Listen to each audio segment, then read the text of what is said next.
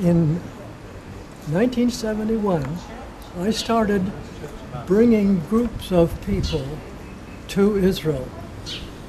I was interested, and that was even before that 1973 article, okay? In 1973, I brought a group of people. In 1981, this lady came with a group, and I've known her for a long time, and she fell in love with the whole idea. The history, she looked around and she saw how sad I was about the wooden houses that had been bulldozed, and it happened every time I came. I'd find another one burning up out and back here. And she said to me at the end of the trip, Reed, you need to draw up a plan for saving the colony. And I said, go ahead. And she did. And she took it to the city offices, to Cheech, Lahat, and the engineering department. Cheech became excited and supported us in our whole venture. And the first thing you know, one of the local men who has just built that new unit there got in touch with her. He had just purchased the Captain Ackley Norton house that was falling apart, and said to her, could you bring a carpenter? Could you get a carpenter you know and have him put this house back together again? He just purchased it. And she said, how soon do I need to let you know? And he said, tomorrow? 24 hours. 24 hours. Or the bulldozers will come. Well, she had somebody working with her doing that kind of work. And so she got in touch with him, Mark Haynes, a young man, not yet married, a real good carpenter. And would he be available? Yes, he would. And so she got back in touch with Sokolovsky, and Mark came over, brought another carpenter with him, and when they finished putting the thing back together again, it was awarded the prize by... It's the Isreal Presidential Prize for Preservation.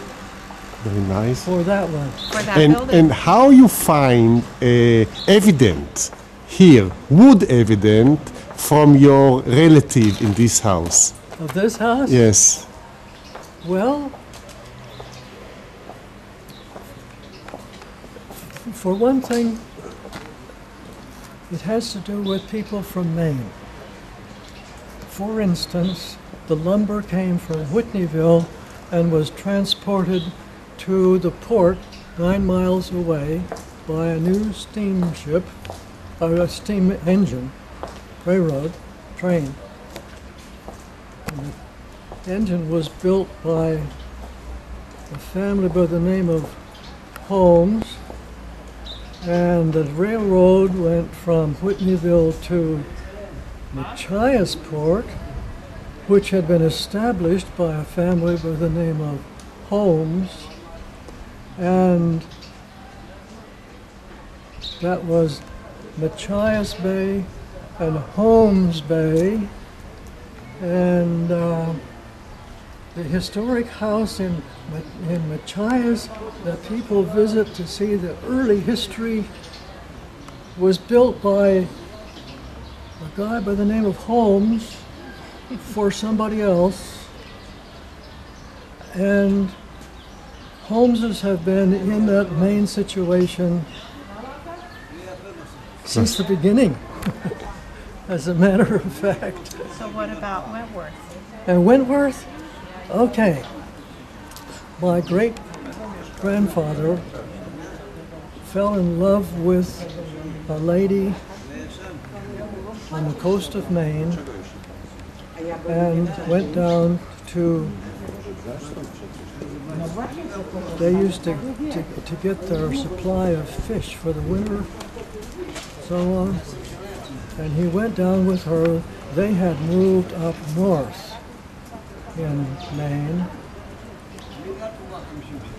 and well, his name was Wentworth Holmes. And my cousin was Mark Wentworth, also a great-grandson of Wentworth Holmes. And Wentworth Holmes, first name, Wentworth, came from his mother, like my name, Reed, came from my mother, Reed Holmes. And her name was Wentworth. I mean, the family. So what's the connection to this house? The connection to this house is that it was the Mark Wentworth family that brought the house with them on board the ship. And where you find the wood with the name? On the ceiling of that room right up there, when the Latham plaster, when we were fixing it, you know, when we had the carpenter working on it, I was watching when the lumber came off plaster and so on, and lo and behold, there were MTW, and we had a list of passengers on board the ship that brought them over here, and the only MTW was Mark T. Wentworth. So, as Hanina Kaplan of the Schlush family